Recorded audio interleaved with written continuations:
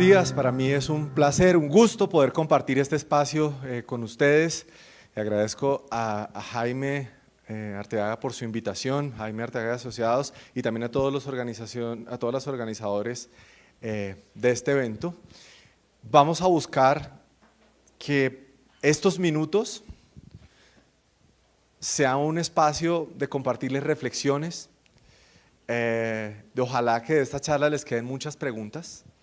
Hago una salvedad, el enfoque no es prescriptivo, no es un indicativo ni un manual de lo que hay que hacer, sino es un conjunto de ideas, de evidencia, que espero susciten en ustedes algunos cuestionamientos en el momento de tomar decisiones de consumo y también de apoyar proyectos productivos relacionados con la transformación de los alimentos o con la producción de alimentos. Estas reflexiones las he condensado en este libro, que de hecho fue parte de una investigación que hicimos en la Universidad Javeriana ya hace un par de años, en el 2018-2019, y parte de una pregunta. Sabemos que tenemos una población creciente, que seguramente a 2050 no hay un consenso en las cifras, pero podemos hablar de 9.000, 10.000 millones de habitantes ejerciendo presiones sobre los ecosistemas del planeta. Pensar cómo vamos a hacer para alimentar a tantas personas sin tener que llevarnos el equilibrio de la vida por delante. Cómo alimentar a la humanidad sin depredar el planeta. Si vamos a esta imagen, seguro pues yo hubiera mostrado esta imagen en el 2019 y hubiera parecido un poco más extraña que ahora, porque ya estamos habituados al uso de las mascarillas, que aún pues en algunos lugares son necesarias, pero acá ustedes están viendo una población muy especial, una comunidad que tiene alrededor de unos 24 siglos de historia, que habita en la India, que practican una religión conocida como el jainismo, y tienen unas mascarillas particulares, no sé si se dan cuenta de la forma como están diseñadas, no son como muy precisas con respecto a las que usamos nosotros, y les cuento algo, esas mascarillas no las usan ahora, las usan hace siglos. ¿Y por qué las usan hace siglos? Mahavira, que fue uno de los tirtánkaras que les dio sus fundamentos, les entregó dos principios. Uno, muy usado por Tolstoy, y también por Gandhi, que es la ahimsa, que es el principio de no violencia, y el otro que es el jivadaya, que es el principio de compasión por el otro. Entonces ellos introyectan esto a su vida y generan un patrón de alimentación muy especial. Por ejemplo, los jainistas no se comen plantas que haya que arrancar, sino tienen que comer hojas o semillas o frutas, pero no se comerían jamás una zanahoria, no se comerían jamás una cebolla, nunca lo harían. Tampoco consumen animales y tienen siempre una escobita con la que van caminando y van barriendo. No se alcanzan, bueno, en la parte de atrás tal vez, van barriendo porque no quieren lesionar ningún animal. Y el tapabocas, la mascarilla, no es para que no les entre COVID, sino para que no les entre ningún insecto. Qué particularidad, ¿no? Y uno puede decir, oiga, pero esta gente, qué exagerados. Bueno, pues ahí quiero iniciar con un principio. Y es que la relación que tenemos con los alimentos puede tener una fundamentación religiosa supremamente profunda. Si ustedes miran, hay otros asuntos también culturales y religiosos. Movámonos un poquito en la geografía. Vamos, si uno se va de aquí a la India y se va hacia Irán, donde habitan gran parte de los mazdeístas, y en una época del Imperio Persa eran mucho más numerosos, los perros eran un animal sagrado. O sea, uno lee el Avesta y hay muchos versículos dedicados a la sacralidad del perro. Pero si nos movemos un poquito más al oriente, entonces vamos a tener en China el Festival del Perro. Y entonces uno ve esas jaulas en motos, los llevan para asarlos y nos parece absolutamente cruel. En épocas precolombinas, en Mesoamérica, el cholo escuincle, que seguramente han visto ese perrito que es hasta bien feito, que habita en México, que hoy se tiene como mascota, como animal de compañía, pues antes, en épocas precolombinas, se lo comían. Es más, acá la cultura mocaná, cerca del Atlántico, en Colombia, consumía perros. Y dice, pero ¿cómo puede ser posible que hagan esto? Y si ustedes se fijan en el detalle, entonces hay unas valoraciones religiosas, hay unas valoraciones culturales, incluso son tan profundas esas valoraciones religiosas que hoy nuestro lenguaje para referirnos a la muerte del animal para consumo tiene una particularidad, ¿no se han visto eso? ¿Cómo decimos? No decimos, fueron dadas de baja al año 4 millones de vacas. No, no, no se dice eso. ¿Fueron qué? ¿Plantas de qué? De sacrificio. Porque esa obviamente es mucho más fácil, aceptado también, ¿no? Le entran como mejor, sacrificados para el consumo. Es decir, la relación con el alimento es un asunto que tiene, insisto, factores religiosos, culturales y además concernidos. ¿A quién le gusta que le digan lo que tiene que comer? O sea, si hay un espacio de autonomía en la decisión, de independencia, en la que uno dice, no, usted a mí no me tiene que decir que yo como lo que yo quiera. Y esos factores, entonces, sumados a la modernidad, nos llevan a asuntos bien complejos. Miren esto. Cuando Nerón quería comer helado, se tenían que desplazar cientos de personas para poderle cumplir el capricho a Nerón. Pero sí, les voy a contar un trabajo de campo que hice con un amigo. Ustedes, por ejemplo, no sé, quieren comer langosta fresca, dicen, bueno, hacen lo que hicimos nosotros de trabajo de campo, van a una pescadería, por ejemplo, en el parque de la 93, no voy a decir el nombre, pero pues tiene un nombre muy paisa, un apellido muy paisa, entonces ustedes pueden entrar, no voy a decir el nombre, entran ahí, comen muchas pescaderías, no es que esté señalándola, no, comen muchas pescaderías, ustedes entran y ven las langostas vivas en un acuario. Entonces nosotros, con mi amigo, estábamos preguntando, ahí con Fernando, bueno, oye, ¿cómo es el tema de estas langostas? No, mira, son langostas frescas, tienen menos de 24 horas de desplazamiento en avión para que puedan ser consumidas. ¿De dónde vienen? Vienen de Canadá. Bueno, ¿y cómo es el proceso? No, son sacrificadas, vivas, para que tengan un mejor sabor. Ah, muchas gracias. Entonces tú te vas y piensas en Nerón, ¿no? Y ahora ves esto, dice, quiero una langosta fresca de Canadá, que tenga menos 24. ¿Eso es posible? Sí, es posible. ¿Y en Bogotá? Claro que es posible. ¿Qué hay detrás de todo esto? El hecho de poder cumplir nuestros caprichos, nuestros gustos y preferencias, tiene huellas, deja huellas. Deja huellas, seguro ustedes han escuchado, huellas de carbono, que tantas emisiones puede generar, huellas hídricas, que tanta agua demanda un producto, y una huella ecológica en tanto el impacto que genera sobre otras variables, como lo es, por ejemplo, también la biodiversidad. Cada alimento, esta gráfica que obviamente tiene ahí la letra muy pequeña y tiene un objetivo más que nada es ilustrativo.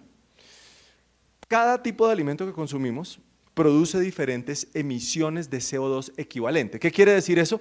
Emisiones de CO2 en sí, pero también de otros gases efecto invernadero relacionados, por ejemplo, metano. En el caso de la ganadería extensiva, particularmente el rumen del ganado en su metabolismo produce metano. Entonces, en los eructos y las flatulencias de las vacas hay una carga muy importante de metano. De hecho, si ustedes miran, ¿cuál es el principal generador de metano en Colombia? No es la industria del gas y el petróleo. Bueno, los gases, pero de las vacas, y los eructos de las vacas. Y asimismo, otros productos también pueden estar relacionados con esa emisión, como les digo, de gases de efecto invernadero. ¿Cómo puede hacer uno que las emisiones aumenten? Por ejemplo, alguien dice, oiga, yo me quiero comer una hamburguesa vegetariana porque yo quiero reducir mi huella de carbono. Sí. Y quiero entonces, además, no fomentar la crueldad animal. Alguien puede decir eso. Pero entonces se come la hamburguesa que es importada.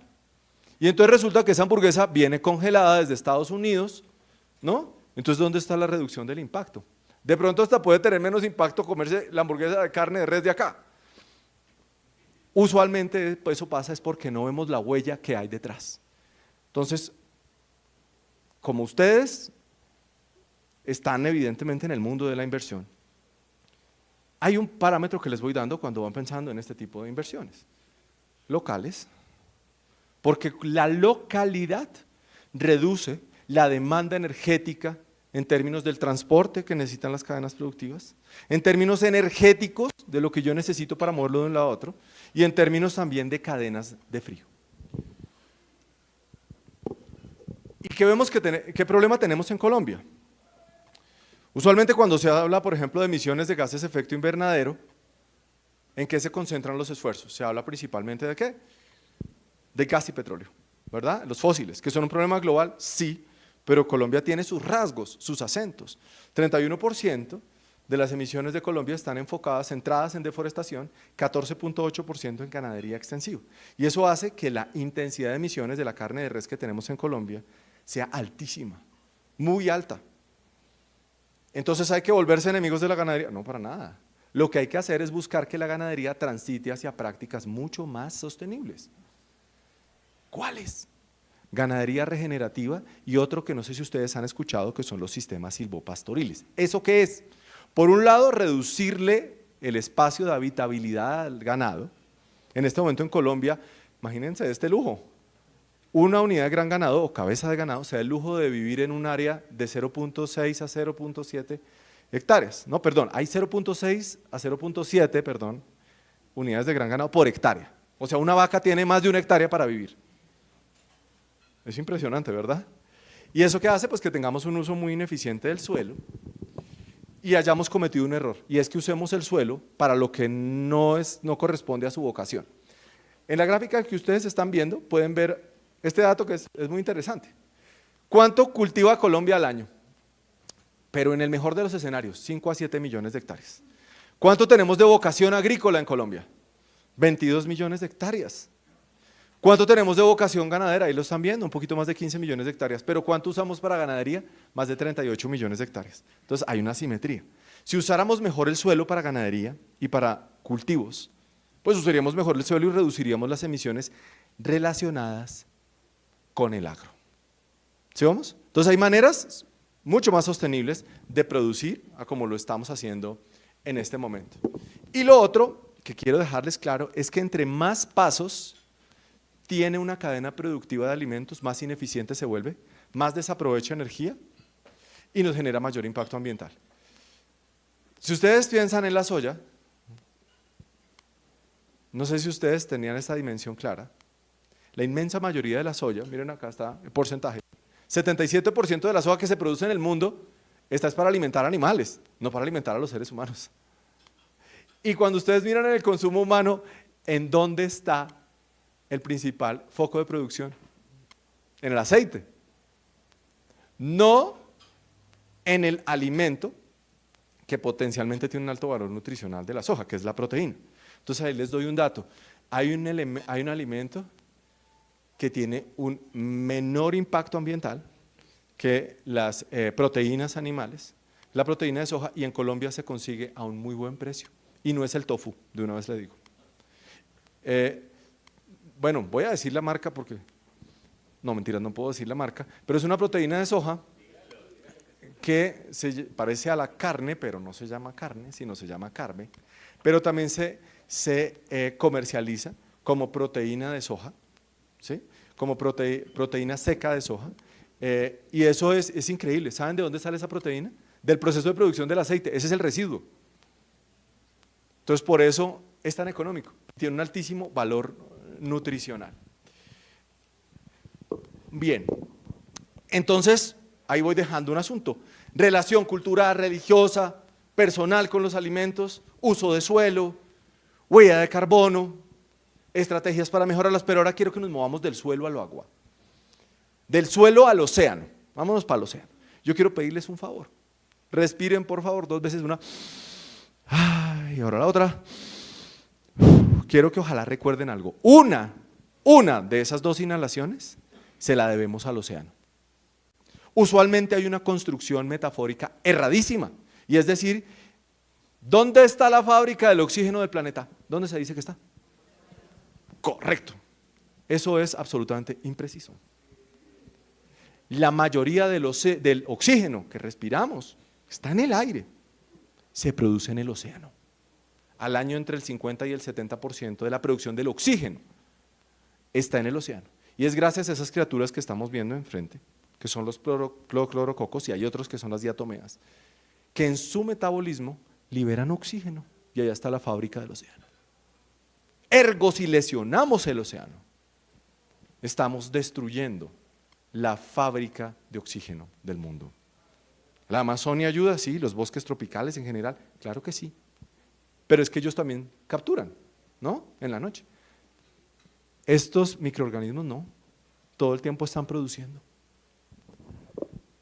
Pero hay una dificultad, y es que lo que pasa en el océano no se ve.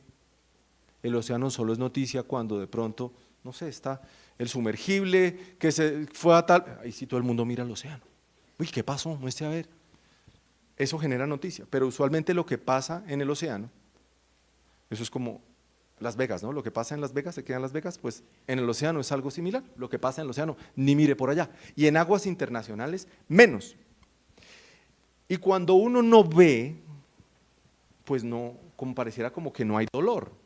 Entonces cuando ustedes tienen, vamos, respeto eso mucho, pero quienes consumen animales, por ejemplo, tienen un plato enfrente de un animal del mar, ¿cuál adjetivo cómo lo nombramos, perdón? ¿Qué nombre le damos? Proteína, ¿no es cierto? Enfrente tienes una proteína. Una proteína. No tienes, por ejemplo, el cuerpo de un animal que fue extraído de la siguiente manera. Voy a explicarles cómo. Solo hay una actividad industrial en la humanidad, solo hay una, que permite una extracción lícita, sistemáticamente, de fauna silvestre. Solo hay una, y es la pesca industrial, no hay más. Dígame una. De pronto alguien conoce una excepción, no conozco ninguna, que permita de esa manera explotación de fauna silvestre. Y que además permita otra vaina que se llama pesca incidental. ¿Por qué? Porque cuando vienen estos grandes buques pesqueros, que pueden cargar hasta 1000 toneladas, ¿no? En un gran congelador, ellos sumergen en unas profundidades que pueden superar los 2000 metros, redes de arrastre. Entonces, ¿qué hace una red de arrastre? Pues literalmente eso. Pero no va diciendo, señora tortuga, por favor retírese, tiburón, tú que estás amenazado, salte. No, se lleva todo por método de arrastre. Y ese método de arrastre al año peina literalmente 1.500 millones de hectáreas. 1.500 millones de hectáreas. Entonces, si a uno le escandaliza, no sé, que en los últimos 30 años, en los últimos 20 años, perdón, en Colombia, se hayan deforestado un poco más de 3 millones de hectáreas, que al año se vayan más de 2 millones de hectáreas en toda la Amazonia, eso escandaliza. Y los 1.500 millones de hectáreas de suelo marino, que además a medida que se va peinando, pues los barcos se van aproximando más hacia la costa. Y esto evidentemente está generando muchos problemas. ¿Existen maneras de obtener animales acuáticos entonces con producción sostenible? Claro que sí, responsable. Sí, les puedo nombrar. Por ejemplo, la acuicultura, que la han escuchado, la crianza de los peces. La que menor impacto tiene es la acuicultura que se hace en el continente, no en el mar, en el continente. Primera característica. Segunda característica, que ojalá sean especies nativas. Esa es la otra característica. Entonces, si ustedes van a consumir por ejemplo, vamos a suponer que este evento no fue aquí, fue en Salento, Quindío. Nos acabamos de tomar un tintico bien rico y ahora no, listo, entonces llegó la hora del almuerzo y nos traen el menú. Y nos dicen, venga, tenemos unos animales que han sido criados acá en Salento, pues también tenemos salmón. Y dicen, no, salmoncito rico, ¿estás en todo tu derecho? Pues estás en todo tu derecho. ¿Qué tuvo que hacer ese cuerpo de ese salmón para llegar hasta Salento? Traído desde Noruega o traído desde Chile. ¿Cuánta energía demandó? ¿Qué impacto generó a tener el criado localmente? Hay una diferencia importante, ¿no es cierto? Entonces, ¿hay maneras de hacerlo sostenible? Sí. ¿Hay criaturas que hay que evitar? Sí.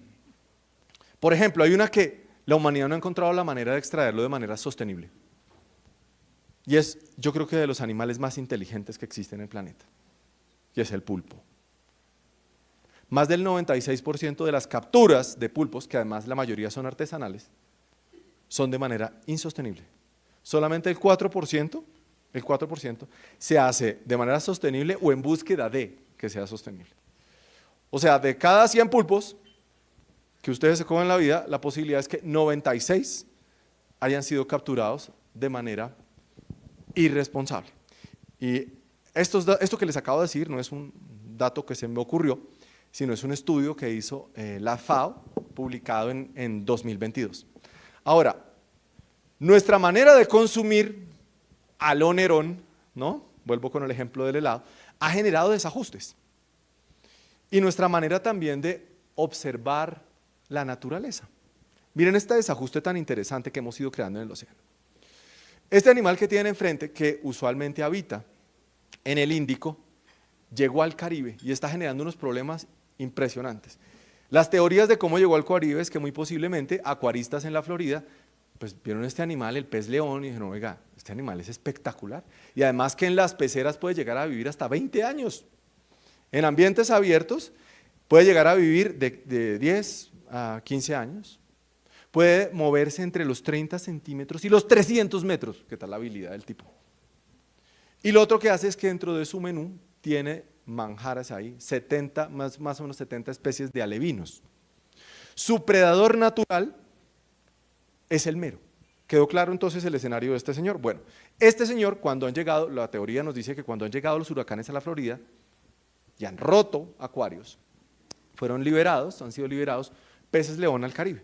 Entonces llega este señor al Caribe, ¿y dónde está el predador natural? ¿Dónde está? Mero. Oiga, ¿dónde está el mero? No, es que el mero en el Caribe pues está prácticamente extinto, por la manera como los seres humanos hemos ido capturando estos animales. Ay, no hay mero. Y los que hay, pues no tienen en su patrón de dieta al pez león. Y el siguiente problema, se va a capturar y el tipo, ya les dije, se mueve entre los 30 centímetros y los 300 metros. Entonces, cuando se empieza a capturar en algunas zonas, pues se mueve. Entonces, sugerencia, si ustedes, así no haya en esa pescadería donde vayan o al restaurante que vayan, siempre pidan pez león. ¿Por qué? Porque esto va a inducir seguramente el comercio de este animal. En este momento es carísimo, carísimo, pues no hay casi demanda y es una oferta reducida, pues entonces evidentemente esto hace que sea muy caro. Pero si todos los que estamos acá, nomás por ejercicio, llegáramos, ¿tiene pez león? Así uno sea vegetariano, o sea, ¿tiene pez león? Eso seguramente puede inducir ciertamente el mercado. Hasta aquí quiero dejarles una idea, y es que la manera como hemos tratado al océano, la gran fábrica del oxígeno, ha llevado a que en los últimos 50 años, el 71% de las especies de rayas marinas y tiburones se haya disminuido. ¿Y es por qué? Precisamente por la manera como estamos capturando. Y porque a los que cuidan el océano, también los estamos explotando y capturando de una manera inadecuada. Enfrente tienen uno de los animales más espectaculares que habita el Caribe. Mire, una de las experiencias más bonitas que he tenido cuando he buceado, en el océano uno no escucha nada, ¿no? Yo no sé meditar, malísimo para eso, no lo sé hacer. Pero creo que lo más parecido a eso de poder meditar, para mí es bucear. Y hay algo que interrumpe el silencio del océano, aparte de las burbujas que uno genera, es el sonido del pez loro cuando limpia los corales. Tú escuchas, él se come las algas que no son saludables para el coral, que ya no son viables, las quita, los limpia y defeca arena. Él es el gran guardián de los corales. Y adivinen qué pasa, amenazado. Porque estos animales tienen una particularidad. Mire, por ejemplo, en San Andrés, yo he visto algo que me ha impresionado. Pues como esta es una isla coralina, estos animales se acercan al lado, pueden ser capturados hasta con machete. Y como es tan apetecido por su sabor, entonces en muchos lugares, como la captura de este animal es prohibida en Colombia, está prohibido. Y a pesar de eso, en el año 2021-2022 se batió récord de los decomisos que se han hecho de capturas ilegales, ¿no? Es impresionante, pero bueno, así funciona esto. Este animal lo comercializan con el nombre de pargo loro, entonces nunca en la vida si les ofrecen pargo loro, este animalito se lo vayan a comer porque, insisto, él es el gran guardián de los corales. Pasamos a otro tema. Hay algo que nos ha permitido prolongar la vida de los alimentos, nos ha facilitado la vida, nos ha aumentado la posibilidad de tener una velocidad de acceder a cualquier tipo de producto. Por ejemplo, alguien dice, oiga, yo quiero comerme un huevo cocinado hoy, pero no tengo tiempo para cocinarlo. Entonces puede ir a las vitrinas de un supermercado y coger huevos plastificados. Eso es posible, ¿no es cierto? Y ha llegado un punto en que, si lo miramos desde el año 2000 hasta ahora, del total de plásticos que ha producido la humanidad, el 44% se ha dado desde el año 2000 hasta ahora. Y cuando uno mira, por ejemplo, en consumo de crudo y de gas, cerca de un 6% del crudo y del gas están destinados a la fabricación de plásticos. Se proyecta que al 2050, 20% vaya a los plásticos. Entonces, ¿los plásticos nos han facilitado la vida? Sí. ¿Nos han permitido tener mejores dispositivos médicos? También. Pero, como dentro de nuestros mecanismos de producción tenemos involucrados la linealidad, ¿no? Usamos, botamos, usamos, botamos, usamos, botamos.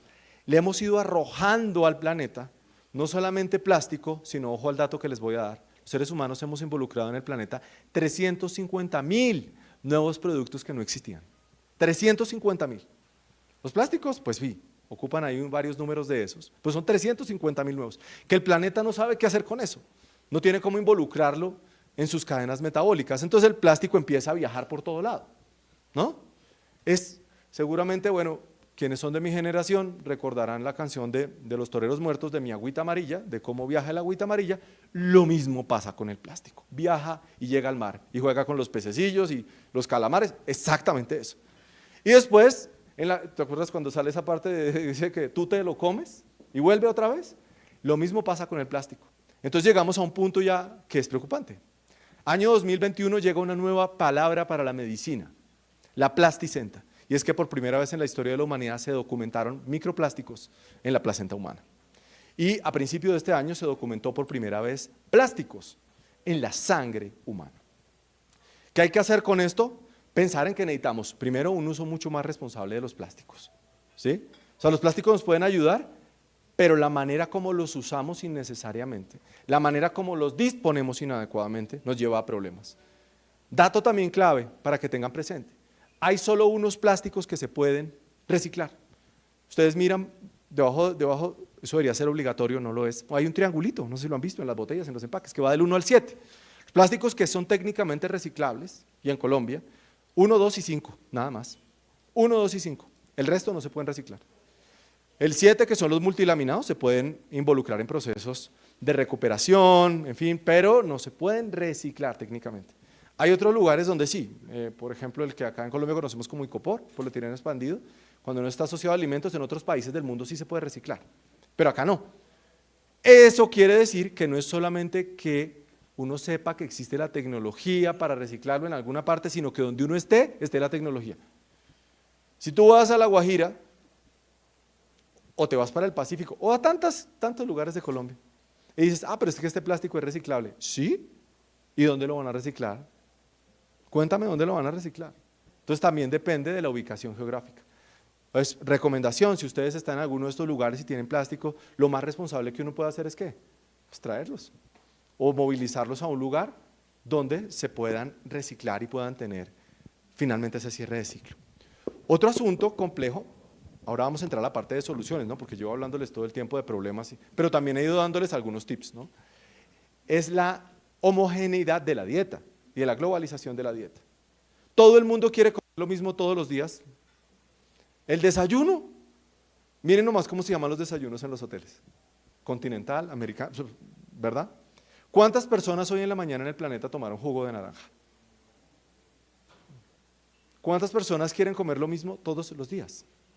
Eso genera una presión sobre los ecosistemas, a modo del principio de Pascal, es decir, que si yo tengo, por ejemplo, un empaque, una bolsa con agua y la aprieto, esa presión se distribuye por todo lado. Eso estamos haciendo con la dieta global. Y fíjense, esa presión está llegando en este orden de magnitud. Si miramos de toda la tierra que es habitable en el planeta, alrededor de un 50% de la tierra habitable la usamos para ganadería y agricultura. ¿Sí? Y de eso que usamos para ganadería y agricultura, 77% está para ganadería. Y de esa ganadería solo obtenemos el 18% de las calorías. O sea, estamos haciendo la tarea mal. Pero existen, como les digo, mecanismos de producción que pueden ser mucho más sostenibles. ¿Cómo qué? Como por ejemplo, buscar sustitutos en los alimentos, ¿sí?